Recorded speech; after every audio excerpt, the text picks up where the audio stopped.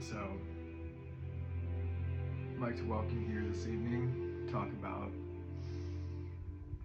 art and design and just where I'm at as an artist and designer. Actually very excited, very thrilled to be where I'm at with my discovery of just pursuits in general and the journey and where I've come. Letting go of any desires to be like rich or wealthy, and just enjoying the process. And it's actually freed me up to create what I truly want and without consideration of marketing or business or markets or all these things that kind of burn me out on design, working for large companies and having people tell me what colors to use, what process to use in design. And I'm just kind of at a point where I'm going rogue, going my own way, and it doesn't matter what anybody has to say. I'm going to decide what I want to do and how I'm going to do it. And been taught by some of the greatest professors in the world. And all that knowledge that I've obtained at some of these top design schools is just so profound, so beautiful, such high art conceptual design processes that are not valued in industry and are not valued by business owners. And I'm just done being used to make other people wealthy, that don't care really. They act like they do, but they really don't care about design and product and the joy of creation.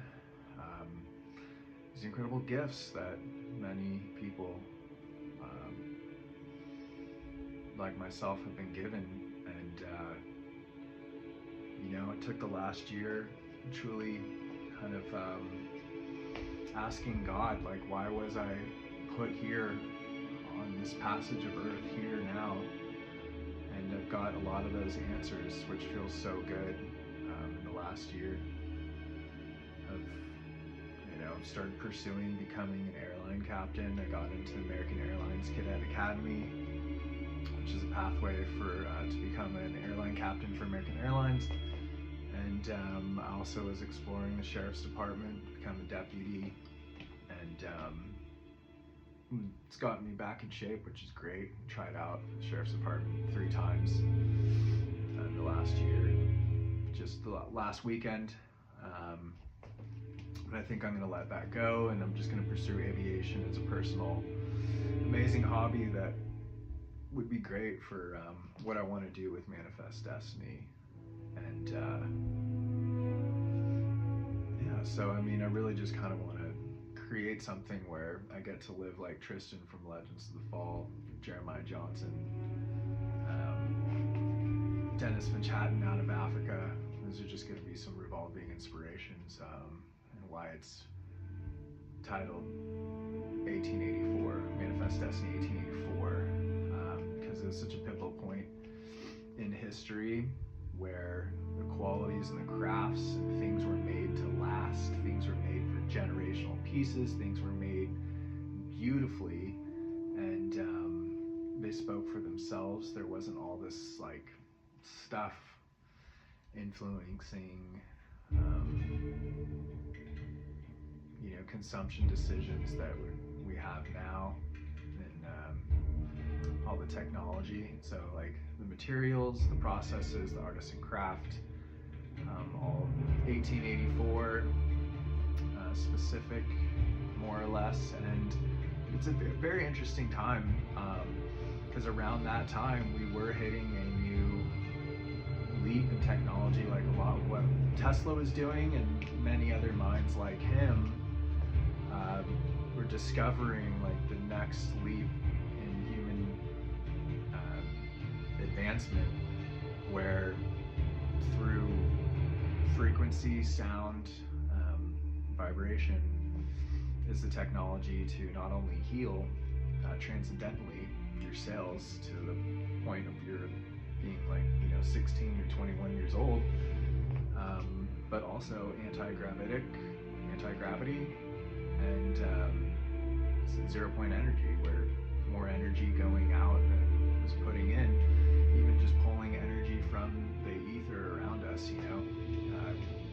apparently we should have been a wheelless society had, the control mechanisms not been there to destroy these technologies, these knowledges, that many of the ancients have had, but just, that's kind of like a side thing I want to explore a little bit with precious metals, frequency, and healing. I mean, silver, I'm just fascinated by silver. I bought these silver coated blankets for grounding, and when you put it on yourself, you just, not only does it clear your whole body, negative frequency, it also shields your whole body, allowing you to feel like a true divine connection, even more profound. And some other things I want to get into are these different Eastern modalities that I've been pursuing and studying for healing for the last 10 years, over a decade. I've been doing Ayurveda on and off, but I'm getting really back into it now.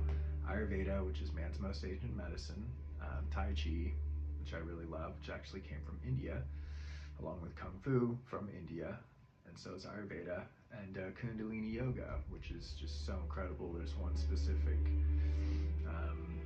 set that I do that just, it's called the nervous system overhaul. Completely shifts your nervous system to like pure divinity, pure frequency of abundance to manifest. And I literally get to witness the exterior, everything outside of me, life just come into a harmonious flow and balance through doing this one Kundalini set. It's incredible. And but this is the first of many kind of me engaging with you as an audience, and sharing, telling my story, sharing about design, sharing about creativity, inspiration, and kind of what that truly is, to create and be inspired, whether it's a muse or that actual process of leaving your body and channeling through the heavens, and bringing it in onto this plane. We're mental, spiritual beings, as long as it's simultaneously physical. So we hit these three different planes of existence, and then even the higher spiritual, you raise your vibration, you can then connect to higher beings on these different planes. And so just talking to a good partner and friend of mine at Gunrata, we want to dive into some of these deeper conversations of creativity and expressing your creativity, and also like kind of share what it's like to be an indigo, an artist, or somebody who is kind of called a daydreamer or ADD or that kind of thing. Like, those are gifts, and we grew up in an environment, forced to by law to be an environment, school, where you were treated as like you weren't good enough. So it's been, it took several years for me to find myself and know that I truly am great, and there's greatness within me. And the more that you just kind of let go and let the divine light move through you, I mean, the things that you can create are just so beautiful, and it's only going to come from you. And that's why you're meant to be here and now. The fact that you exist and you can say I am is just so incredibly profound and magical and supernatural. That the fact that you exist and you can just sit and breathe and exhale the fire of God's breath.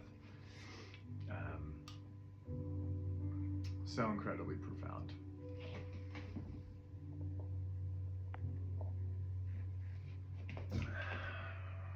So yeah, I look forward to diving into some of these deeper topics, and of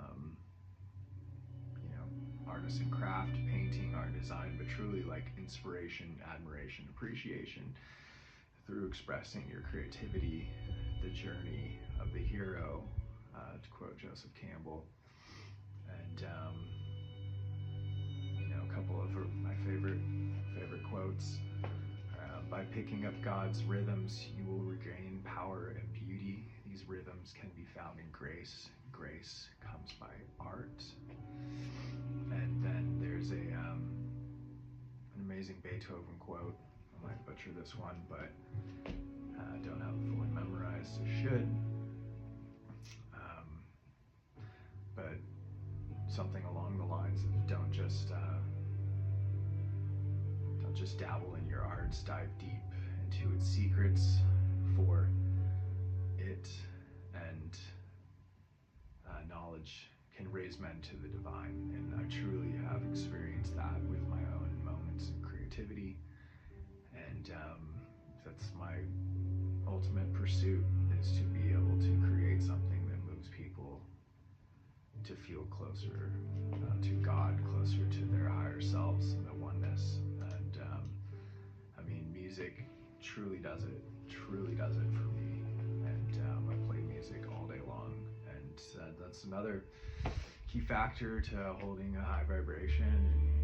And I swear, just keeping beautiful music going like I have now wards off any intrusive thoughts. You know, I pretty much could go like a whole day almost without any negative intrusive thoughts, because I'm playing this glorious music that just, I think, fills the airwaves, the frequency of beauty, and doesn't allow any of the principalities of the air to get in, you know, because I'm also going to get into some of the supernatural stuff. You know, there's these things that do attach to us and feed off of us, and if you're not careful, it can destroy your life. But, you know, get into some of my personal experiences of supernatural, and how I became awake and aware, and my experiences with you know, basically the global power control struggle of the planet. We're in World War III right now. It's been a fascinating time to be an American and be alive on this earth, and you know, it's an ET time travel war, which is insane, but true. It's really true. That's what we're in and what we're dealing with, you know, with the secret societies and ETs and angels and demons. Man, that's just the way that it is. It's just the truth of it all. So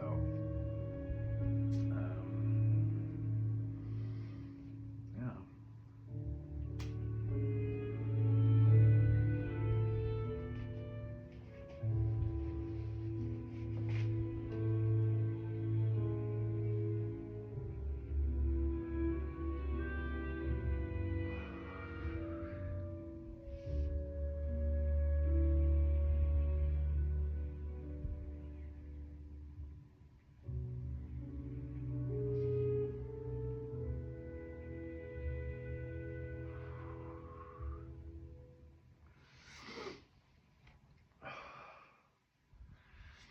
If you're wondering, admiring this glorious, beautiful, huge Christmas tree I've got here, which I do keep close as long as I can to my birthday, February 16th. Today's like January 13th or something or other.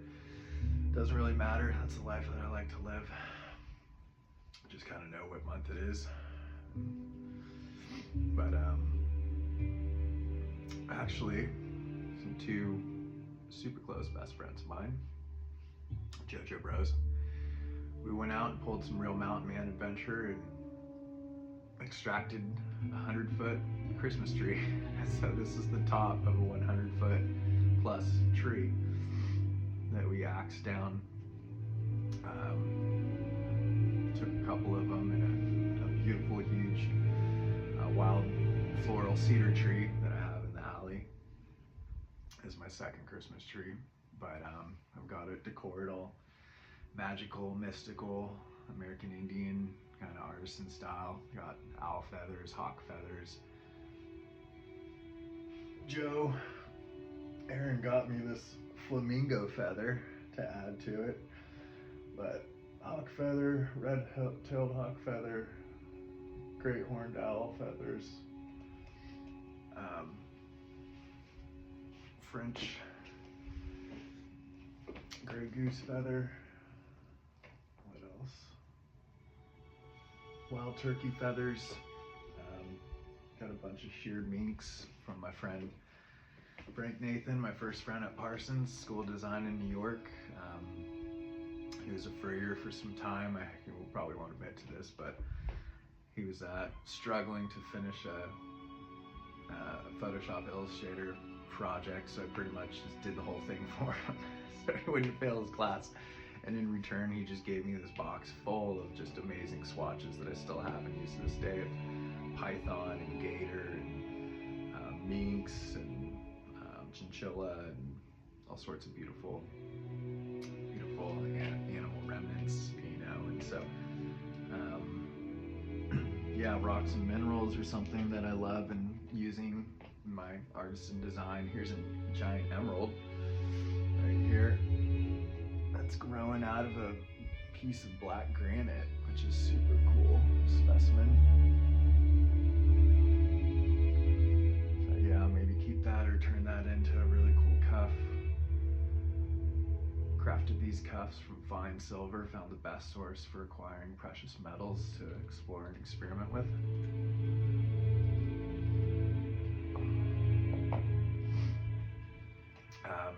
So I wear these all the time. The silver frequency definitely keeps the demons away, whatever you want to sum it up as, but there's something really special to fine 0.9999 fine silver that I buy in bullion. So I crafted these cuffs, which are pretty sick. So 5 ounces, 1 10-ounce bar. And yeah, so that's part of my collection. Doing some really cool things with the cuffs, and gonna sketch some jewelry tonight. And doing artisan lighting, which I love, getting super high art and storytelling with the artisan lighting. I'll share some of those pieces and those developments. And then also doing cutlery. I got everything I need in my shop downstairs. So for the next thing, I need to get a furnace so I can start really tempering the steel to the point to where it can just cut up through other pieces of steel, the carbon steel, carbon stainless steel, and start making my own Damascus. New elements of steel. Explore incorporating silver into that, palladium, gold, copper, bronze, just the metals that I love, that I want to use, which goes back to 1884. And look forward to sharing this journey with you and coming on here on YouTube and talking and sharing. So thank you. Hope you like and subscribe. This is my first time doing this, so I'll get my schlick down, but please like and subscribe and share. It does make a difference.